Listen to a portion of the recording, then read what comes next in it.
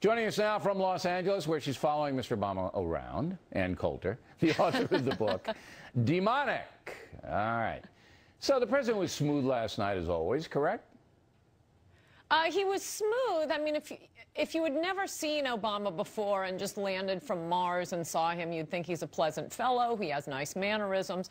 But I think I am not alone in finding those mannerisms increasingly grating because, I mean, he does have a history of policies that are very destructive to the country and this sort of arrogant manner about him, how he will not change course and talks down to people who disagree with him. So even what were charming mannerisms are getting really annoying. All right. Now, a new Fox News poll just out. It's a very interesting question. It asked people if so-and-so were elected to the presidency, and they go by Obama, they go Kane, they go Romney, they go, would you be distraught? Distraught. I mean, really crazed, scared.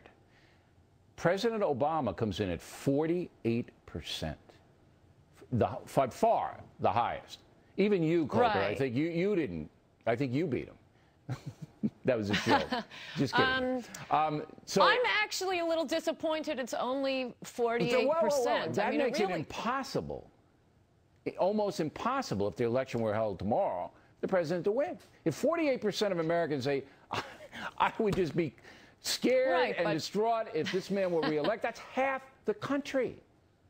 Sure, but what about the other half of the country? I mean, look what this guy has done. Well, they're not distraught, but I mean, there are varying levels of we love him, he's okay, so-so. Well, Bill, I mean, everyone's 401ks are in the dirt. Housing prices are collapsing. The unemployment rate is through the roof.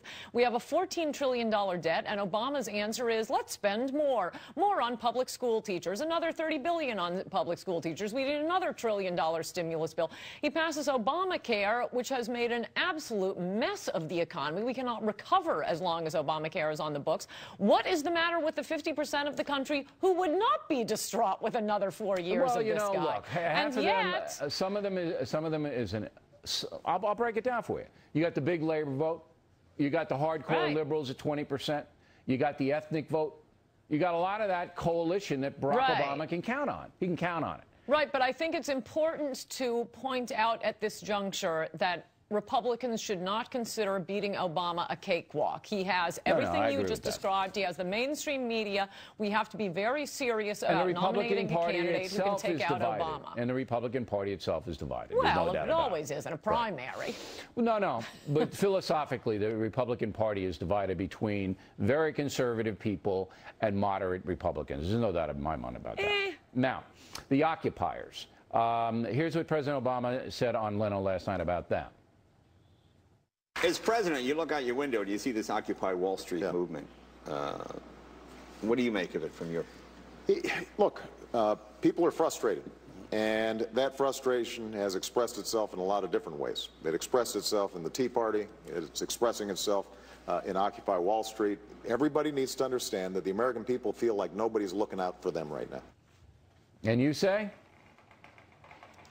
I'd say this would not be half as annoying if he were not buddying around with his pals at Goldman Sachs and Citibank and Solyndra and all of his rich friends. I mean, you were asking Dick Morris earlier, how is it that 43% of Americans can say they sympathize with the goals of Occupy Wall Street? I think it's very simple. It's because of the name, Occupy Wall Street.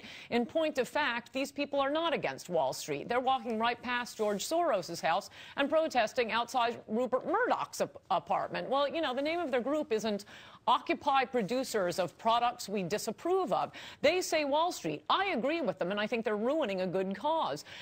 When Wall Street is not behaving in a free market way, taking bet, speculation, risk-taking, all of that is good for the economy. But when the bets go bad and they go running to their Democrat friends in the White House, from Bill Clinton to President Obama, and get bailed out by the American taxpayer, that is not a free market. And I think all Americans should be angry about that sort of crony capitalism. And the crony capitalism you see with Obama sending all this money to his Green Project friends for, you know, ridiculous projects that will go nowhere, that will not provide energy, and yet they're all big Democratic donors. That isn't capitalism. That isn't the free market. As for inequality, it's a red herring to talk about inequality. The Politburo lived pretty well in the Soviet Union. Hugo Chavez and Fidel Castro lived very, very well. The question is freedom or big government. With Obama, you get big government, and his rich friends get richer and richer. If you get rich on your own, like the rich people you were mentioning, fine, more power to you. All right, Ann, thanks very much. As always, directly ahead, if Obamacare is not repealed, the medical histories of Americans may wind up in the hands of the federal government.